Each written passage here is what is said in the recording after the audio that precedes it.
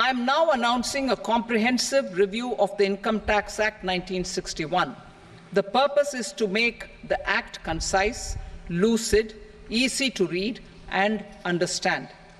Hello everyone, आज हम लोग बहुत ही खास टॉपिक के बारे में बात करेंगे। इनकम टैक्स एक्ट 1961 में जो लागू किया गया था, अब वो ख़त्म करके डायरेक्ट टैक्स कोड 2025 लाया जा रहा है।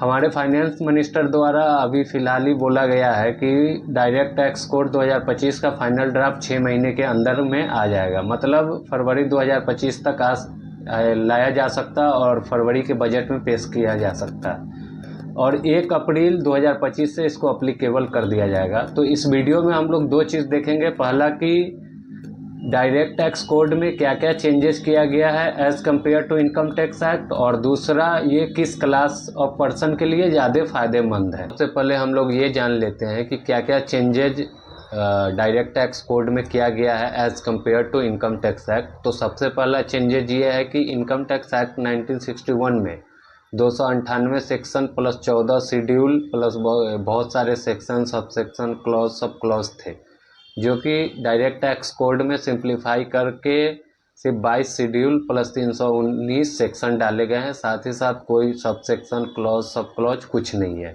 दूसरा चेंजेज ये है कि इनकम टैक्स एक्ट में assessment year and previous year का कंसेप्ट था, जो कि डायरेक्ट टैक्स कोड में सिर्फ प्रीवियस ईयर ही है।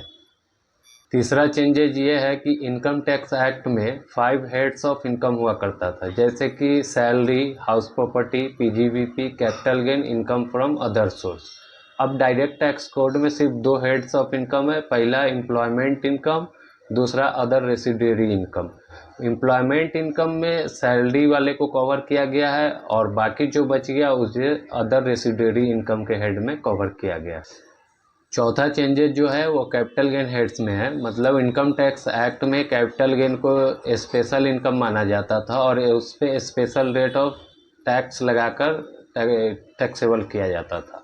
अब डायरेक्ट टैक्स कोड में उसको नॉर्मल इनकम माना जाएगा और नॉर्मल रेट जो लगता है वो लगाकर उसको टैक्स किया जाएगा।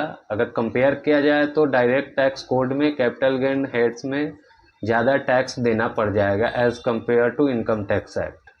और पांचवा चेंजेस जो है, इनकम टैक्स एक्ट में 3 तरह का रेजिडेंशियल स्टेटस हुआ करता था, resident and ordinary resident, resident but not ordinary resident and non resident. अब डायरेक्ट टैक्स कोड में सिर्फ 2 तरह का रेजिडेंशियल स्टेटस होगा। पहला जो होगा वो रेजिडेंट, दूसरा जो होगा नॉन रेजिडेंट।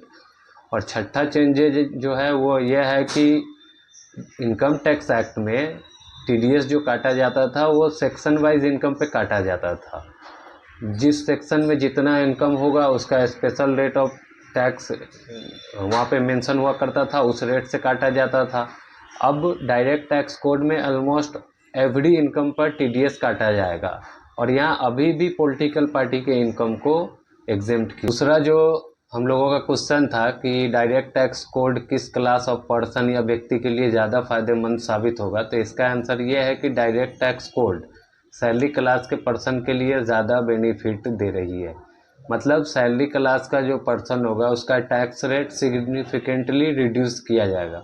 इसका मतलब जान लेते हैं, सिग्निफिकेंटली रिड्यूस का मतलब इनकम टैक्स एक्ट में भी सैलरी क्लास के पर्सन को टैक्स बेनिफिट दिया जा रहा था, मगर अब डायरेक्ट टैक्स कोड में उससे भी ज़्यादा दिया जाएगा।